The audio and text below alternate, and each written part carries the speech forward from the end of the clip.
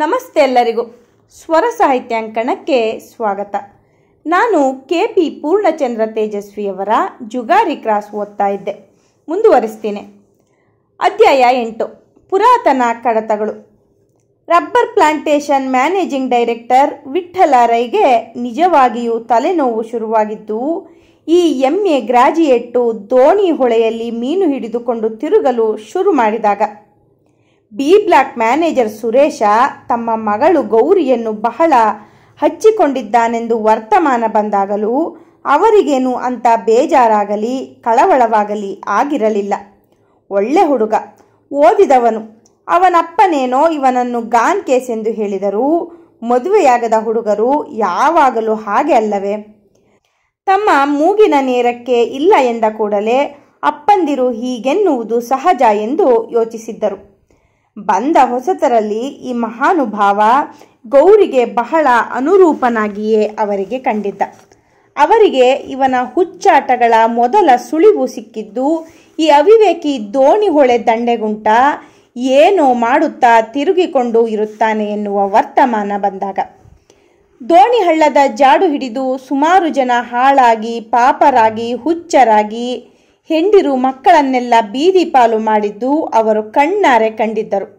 ಮನುಷ್ಯ ನುಗ್ಗಲಾರದಂಥ ಕಗ್ಗಾಡಿನೊಳಗಿಂದ ಅಗಮ್ಯ ಪರ್ವತ ಶ್ರೇಣಿಗಳ ಭೀಕರ ಕೊರಕಲುಗಳೊಳಗಿಂದ ಕಮರಿಗಳೊಳಗಿಂದ ಹರಿದು ಬರುವ ನೂರಾರು ನದಿ ಜರಿಗಳೇ ದೋಣಿ ಹೊಳೆಗೆ ಮೂಲ.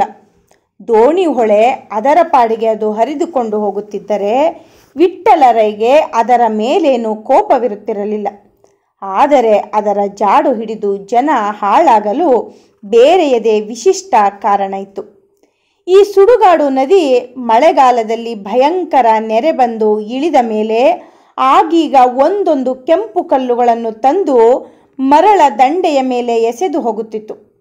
ಹೊತ್ತಿ ಉರಿಯುತ್ತಿರುವ ಕೆಂಡದ ಹಾಗೆ ಕಾಣುತ್ತಿದ್ದ ಈ ಕಲ್ಲಿನ ಚೂರನ್ನು ಕಂಡವನ ಕತೆ ಶಾಶ್ವತವಾಗಿ ಮುಗಿದ ಹಾಗೆಯೇ.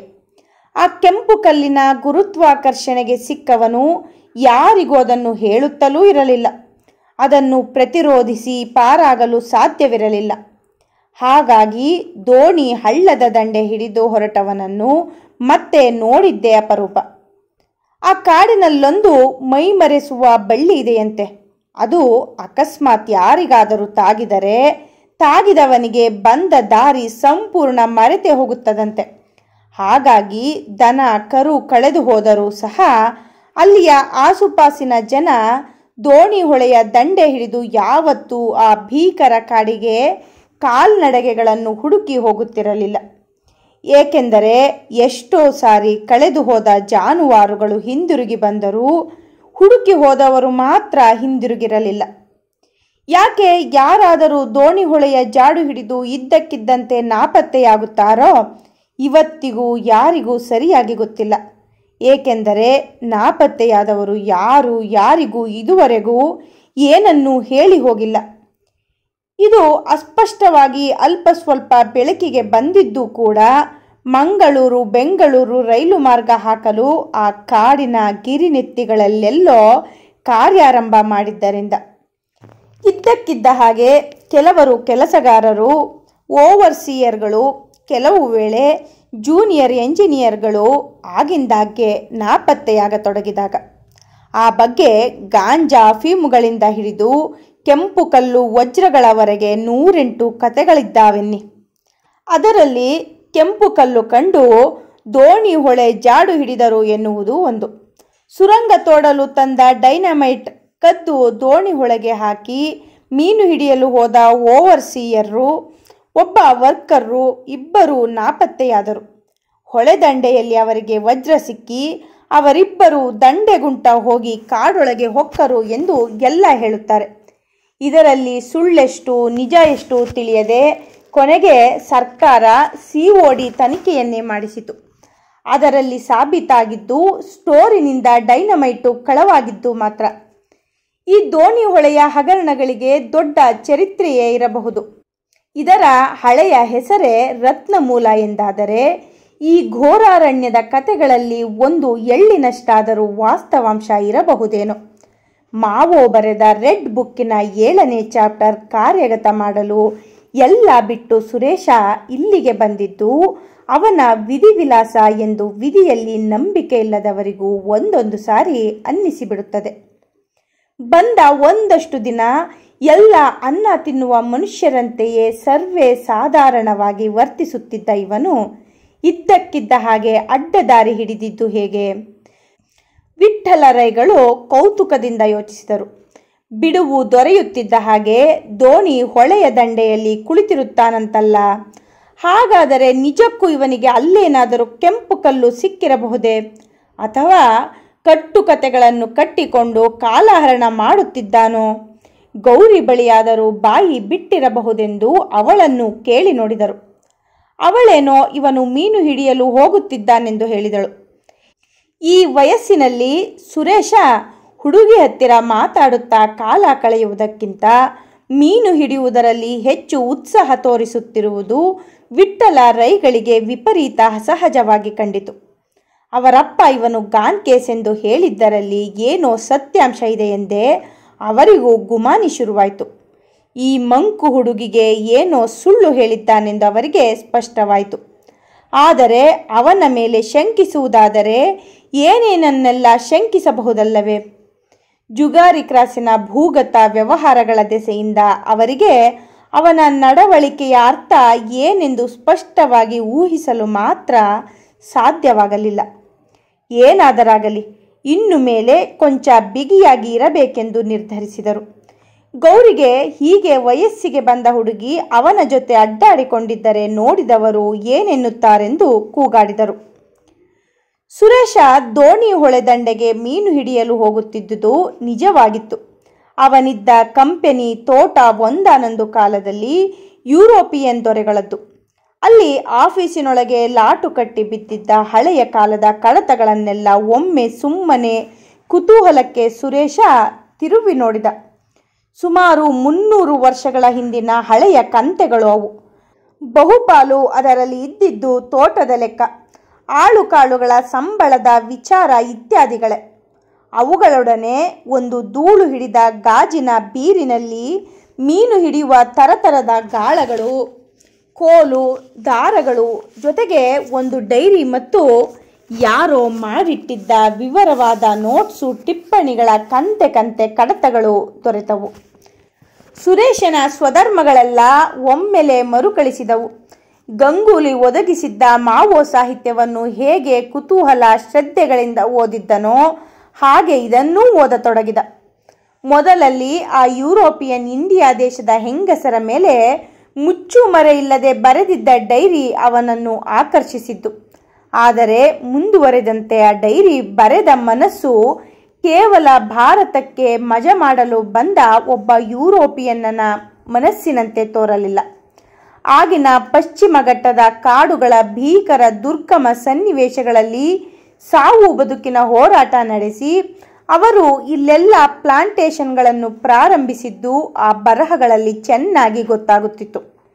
ಓದುತ್ತಾ 300 ವರ್ಷ ಹಿಂದೆ ಬಾಳಿ ಬದುಕಿ ಯೋಚಿಸಿದ್ದ ಮನಸ್ಸು ಸುರೇಶನ ಅಂತಃಕರಣವನ್ನು ಅನುರಣಿಸುವಂತೆ ಮಾಡಿತು.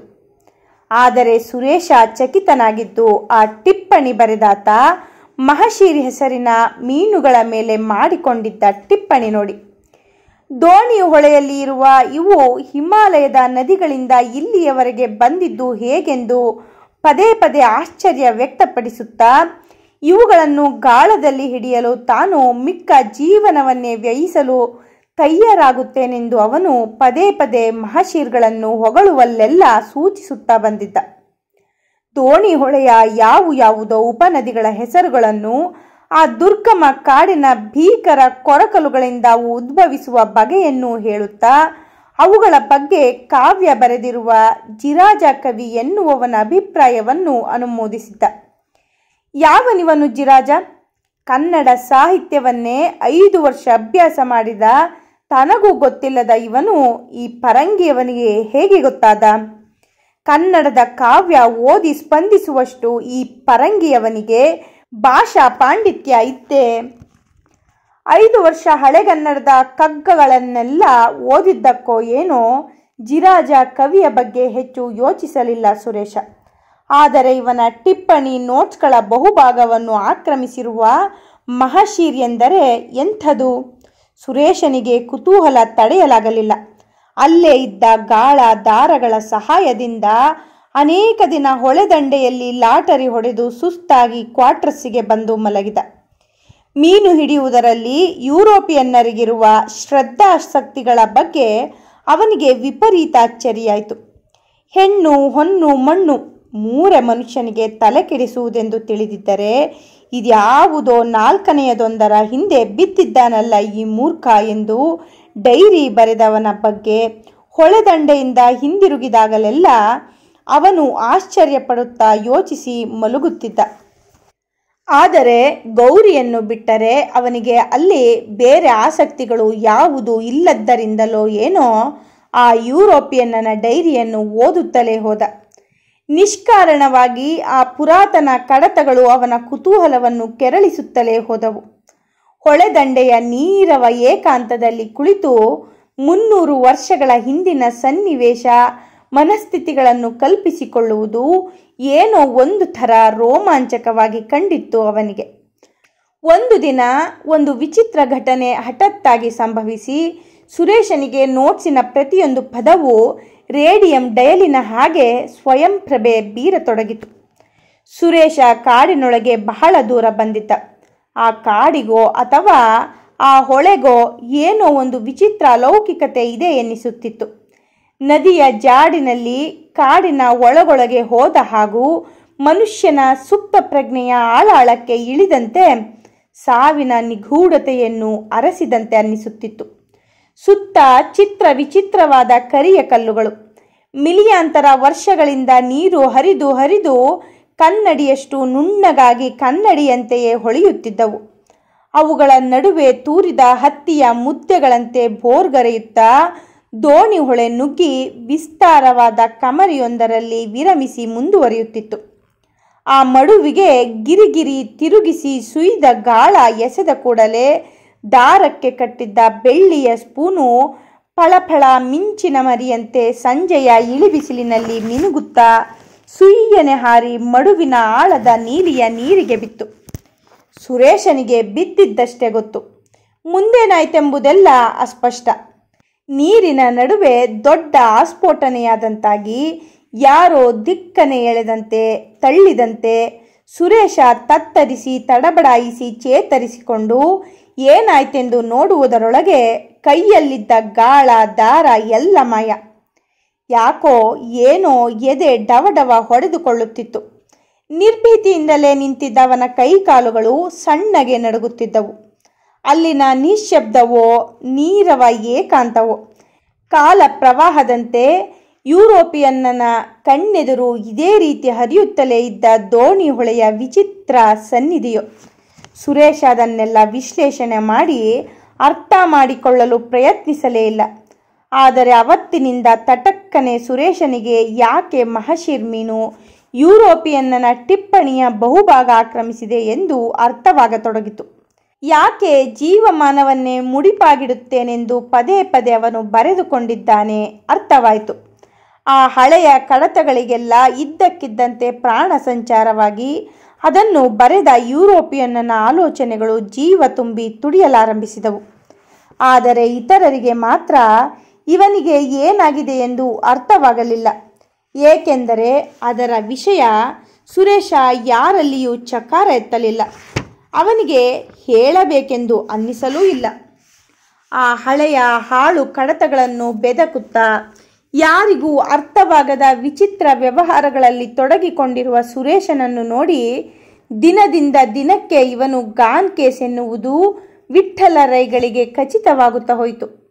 ಈ ಹಲ್ಲಂಡೆ ಮುಂಡೆ ಗಂಡನಿಗೆ ಮಗಳನ್ನು ಕೊಟ್ಟರೆ ಮಗಳನ್ನು ಸ್ಮಶಾನಕ್ಕೆ ಕಳಿಸಿದ ಹಾಗೆ ಎಂದು ತೀರ್ಮಾನಿಸಿ ತಮ್ಮ ಎಚ್ಚರಿಕೆಯನ್ನು ನಿರ್ಲಕ್ಷಿಸಿ ಅವನೊಡನೆ ಮಾತಾಡಲು ಹೋಗುತ್ತಿದ್ದ ಮಗಳ ಮೇಲೆ ಸಿಕ್ಕಾಪಟ್ಟೆ ರೇಗಾಡಿದರು. ಅಲ್ಲಿಂದಾಚೆಗೆ ಸುರೇಶನಿಗೂ ಅವನಿಗೆ ಕೆಲಸ ಕೊಟ್ಟ ವಿಠ್ಠಲರೈಗಳಿಗೂ ಸಂಬಂಧ ವಿನಾಕಾರಣ ಸೂಕ್ಷ್ಮವಾಗುತ್ತಾ ಹೋಯಿತು. ಗೌರಿಯನ್ನು ಸುರೇಶನಿಂದ ವಿಮುಖವಾಗಿಸಲು ಬೇರೆ ಬೇರೆ ಥರದ ಒತ್ತಡಗಳನ್ನು ಅವರು ತರತೊಡಗಿದರು. ಸುರೇಶ ದೋಣಿ ಹೊಳೆಯ ಕಡೆ ಗಮನ ಹರಿಸುವುದನ್ನು ನಿಲ್ಲಿಸಿ ಹೊಸದಾಗಿ ಶುರುವಾದ ಈ ಯುದ್ಧ ರಂಗದ ಕಡೆಗೆ ಹೆಚ್ಚು ಗಮನ ಕೊಡಬೇಕಾಗಿ ಬಂತು. ಇಲ್ಲಿಗೆ ಈ ಅಧ್ಯಾಯ ಮುಕ್ತಾಯವಾಯಿತು. ಧನ್ಯವಾದಗಳು.